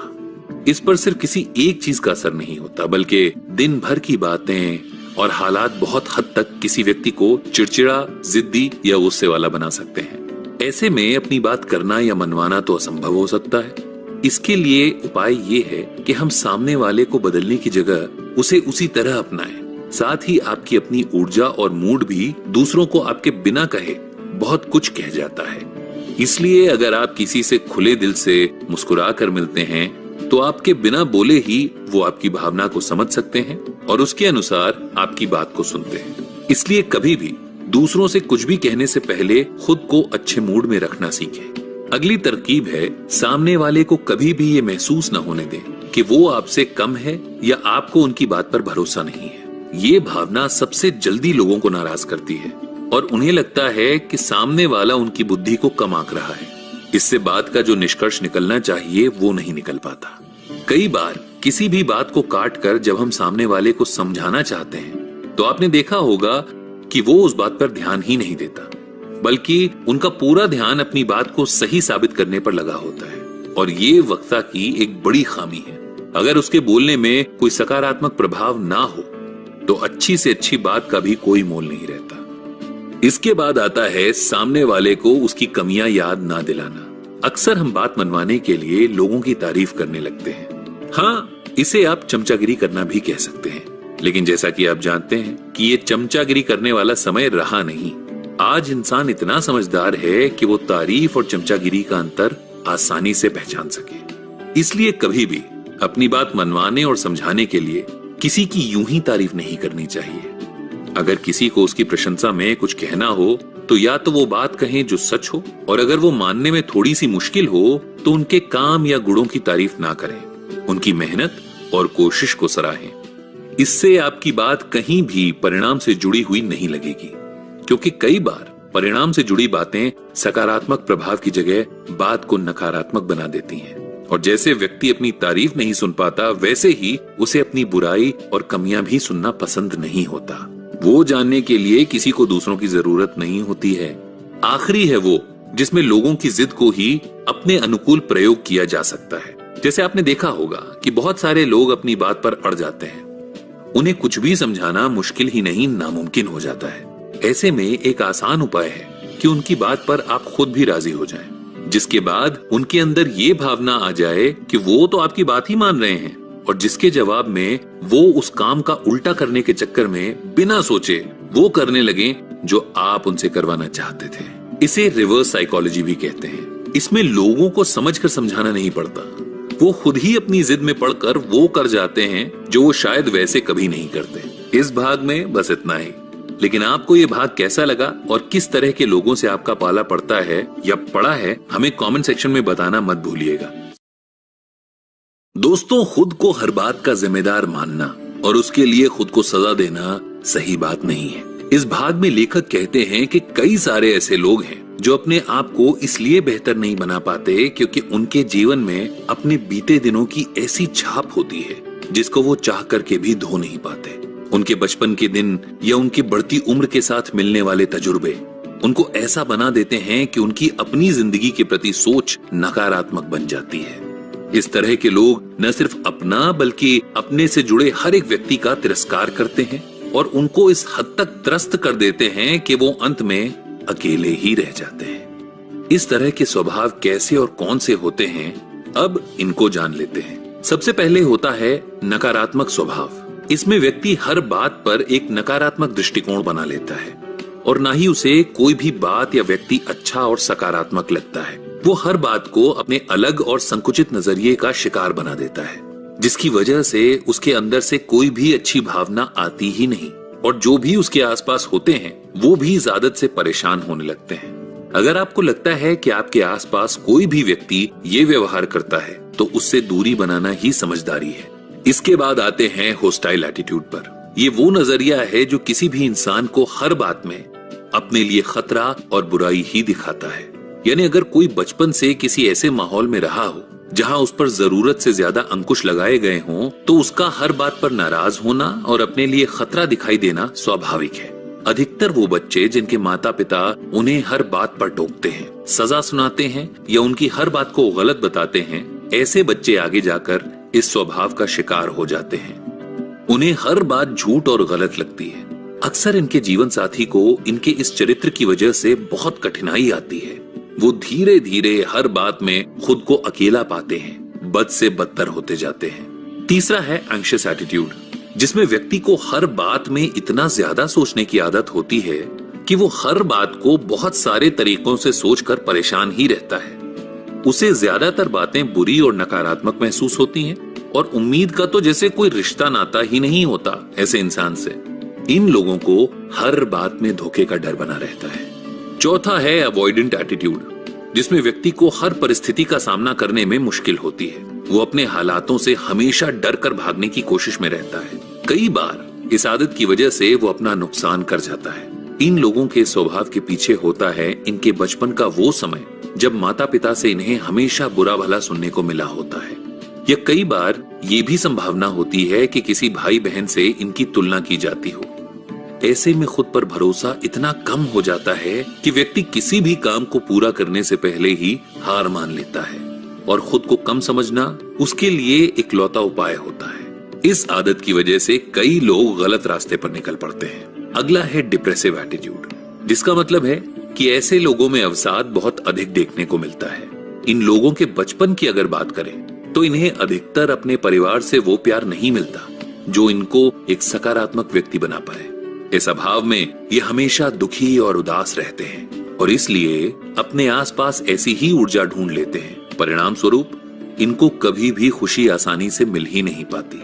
ये वो लोग होते हैं जो बाकियों को भी दुखी और अवसादग्रस्त बना देते हैं। इस तरह के लोगों से खुद को बचा कर रखना चाहिए। एक और तरह का एटीट्यूड है रिजेंटफुल एटीट्यूड, जिसमें व्यक्ति हमेशा दूसरों से उम्मीद तो बड़ी करता है पर उनके अंदर हमेशा औरों के प्रति नाखुशी और असंतुष्टि का भाव रहता है। ये लोग वैसे भी दूसरों के चेहरे पर सिर्फ एक बुरा और नकारात्मक भाव ही खोजते हैं। इनके इस स्वभाव और सोच के पीछे एक ही कारण होता है, और वो ये कि इनको बचपन से अपने परिवार के प्यार और परवाह में कमी लगी थी। कोई इनके लिए कितना भी कुछ भी कर ले, ये कभी संतुष्ट हो ही नहीं पाते। ये आदत बचपन से रहते हुए जिंदगी के अंतिम समय तक इनका साथ नहीं छोड़ती। लेखक इन स्वभाव और चरित्र के लोगों से भले ही दूर रहने की सलाह देते हैं, पर साथ में वो ये भी कहते हैं कि हमें खुद में भी इन बातों को खोजना चाहिए, और अगर हमारे अंदर ये चीजें हैं तो हमें इन्हें अपने आप से दूर करने की कोशिश करनी चाहिए। इसके लिए जरूरी है कि हम खुद को और इस दुनिया को एक बेहतर नजरिए से देखें। सबसे पहले तो अपने नजरिए को बड़ा करने की बहुत जरूरत है। जब तक हम अपनी सोच को संकुचित रखेंगे, तब तक हम अपने स्टार से तब तक हम आगे नहीं बढ़ पाएंगे। इसके बाद खुद को और अपने आसपास के लोगों को समझने की कोशिश करनी चाहिए। साथ ही अपने अंदर की कमियों को मानना और उन्हें सुधारना कोई बुरी बात नहीं है। लोग आज भी अपनी गलती और कमियां मानने से डरते हैं और घबराते हैं। जब तक हम खुद के अंदर झांक कर नहीं देखेंगे, तब तक हम औरों को भी समझने में असफल रहेंगे। दोस्तों, उम्मीद है कि आपको ये भाग पसंद आया होगा। अगर आपके पास कोई सुझाव हो तो हमारे साथ जरूर बांटें। और किसी भी चीज की अच्छी नहीं होती, इसीलिए कभी भी बहुत अच्छे लोगों पर भी आंख बंद करके भरोसा नहीं करना चाहिए। से बेहद अच्छा व्यवहार करने वाले लोग भी अपने अंदर बहुत कुछ छुपाते हैं। जी हाँ, इस बात में कोई शक नहीं है कि हर अच्छा इंसान बुरा है, लेकिन कुछ लोग खुद को अच्छा दिखाने का प्रयास इस तरह से करते हैं कि उनकी अच्छाई पर भरोसा करना मुश्किल हो जाता है। लेखक कहते हैं कि ऐसे लोगों के अंदर एक गहरा अतीत दबा हुआ होता है। वैसे हर भाग में लेखक ने एक बहुत जरूरी बात कही है, और वो ये कि हमें इन बुराइयों से खुद को भी बचा कर रखना चाहिए। इस भाग में लेखक ने ऐसे 7 किस्म के चरित्रों या कह लें गुणों की बात की है, जिनसे आपको अपने आप को दूर रखना है। पहले हैं वो जिनको लेखक टफ गाय की श्रेणी में गिनते हैं। ये वो होते हैं जिनको ऊपर से अपने आप को एक बहुत ही शक्तिशाली और तेज स्वभाव का दिखाने की आदत होती है। अक्सर ये ही वो लोग होते हैं जो मर्द को दर्द नहीं होता वाली बात को आंख बंद करके मानते हैं। पर अगर इनके इस व्यवहार के पीछे छुपा सच जानने की कोशिश की जाए तो पता चलेगा कि ये अंदर से बेहद नर्म और भावुक होते हैं। लेकिन अगर कभी किसी के सामने अपने इस रूप में आ जाएं, तो ये डर जाते हैं और अपने पुराने स्वभाव को दिखाने की ही कोशिश करते हैं। दूसरे हैं वो जिनको लेखक सेंट बुलाते हैं। ये वो होते हैं जिनको हमेशा से अच्छाई का दिखावा करना पसंद होता है, पर इनके अंदर दूसरों के प्रति ऐसी कोई भावना वास्तविकता में होती ही नहीं है। इन लोगों में ताकत और सत्ता का एक अलग नशा होता है, मगर ये सच दुनिया के सामने आने नहीं देते और इसलिए हमेशा एक अच्छाई का मुखौटा पहने रहते हैं। इसके बाद आते हैं पैसिव चार्मर्स, जिनके अंदर एक अलग सी कोशिश होती है। ये जहां जाते हैं पहले पहल सबको अपने माया जाल में फंसा लेते हैं। हमेशा हंसते मुस्कुराते और दूसरों की मदद के लिए तैयार दिखने वाले ये लोग कुछ वक्त बाद अपनी असलियत दिखाते हैं। जब आपको ये पता चलता है कि कैसे ये आपकी बुराई करते हैं और आपके बारे में बुरा बोलते हैं और सोचते हैं, तो आपको झटका लगता है। इनके इस स्वभाव से इनको पहचानना मुश्किल तो है, पर अगर आप कुछ बातों पर शुरू से ध्यान दें तो आपको इनके बारे में कुछ अंदाजा जरूर हो सकता है। अगला नंबर है फैनेटिक्स का, जो किसी भी हाल में बड़ी बड़ी बातें करके दुनिया में बदलाव लाने की बात करते हैं, लेकिन असल में ये अपनी खामियों और कमियों को छुपाने की कोशिश करते रहते हैं। इसके बाद आते हैं रिजिड रैशनलिस्ट्स। ये वो लोग होते हैं जो किसी एक विचारधारा को अपना लेते हैं और इसके बाद इससे किसी भी तरह से पीछे नहीं हटना चाहते।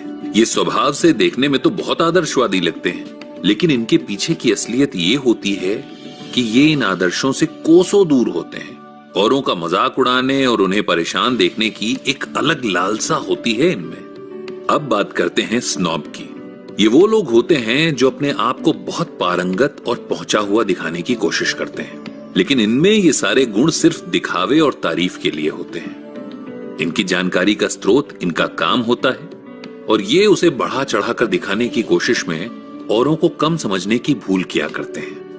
इसलिए इन जैसे लोगों से अपने आप की तुलना कभी ना करें। आखिरी में आते हैं द एक्सट्रीम एंटरप्रेन्योर्स, जिनको काम की जगह देखकर ऐसा लगता है कि जैसे ये अपने काम में बहुत निपुण हैं। लेकिन सच ये है कि ये भी सिर्फ काम और उससे जुड़ी बातों की अधिक जानकारी को इसलिए लोगों के सामने प्रदर्शित करते हैं क्योंकि वो अपनी कमियों को इस मेहनती और जानकारी से भरे हुए व्यक्ति के पीछे छुपाना चाहते हैं। इन सब के बाद लेखक हमें खुद इन अवगुणों से दूर रहने के लिए कुछ अनोखे साधन बताते हैं, जिनमें से एक है खुद को पहले पहचानना।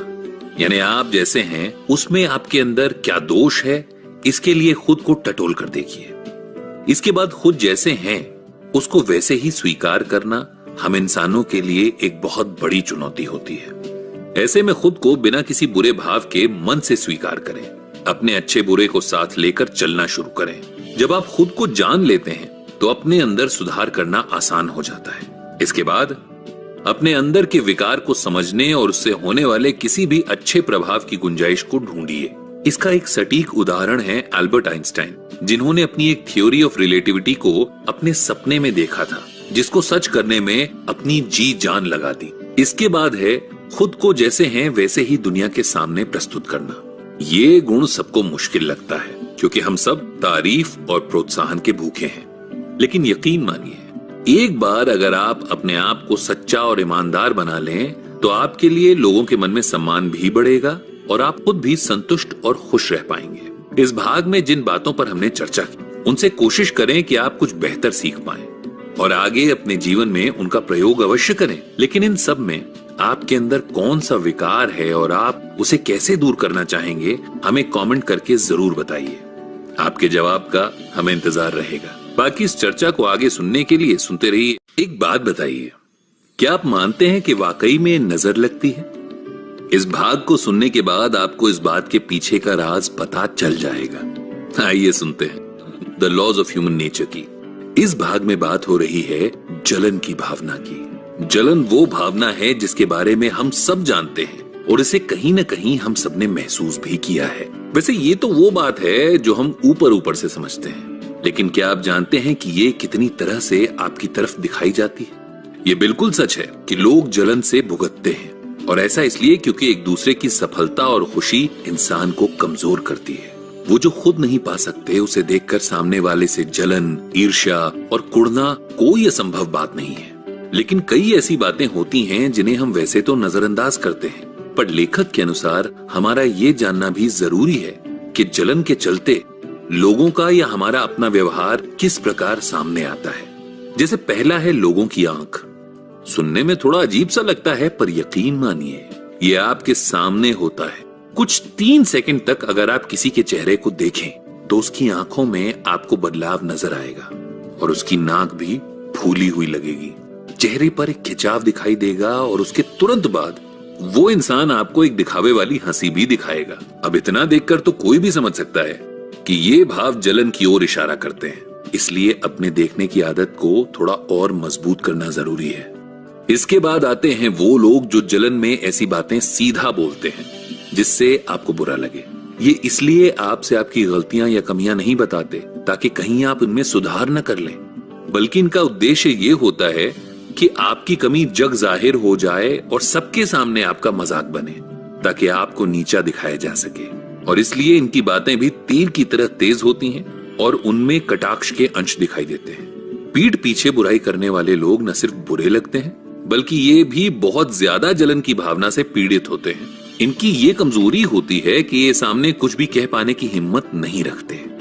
इसीलिए लोगों के पीठ पीछे जाकर उनकी बातें करना और उनके बारे में बुरा भला कहना इनके लिए जलन की भावना को कम करने का या हल्का करने का एक उपाय होता है।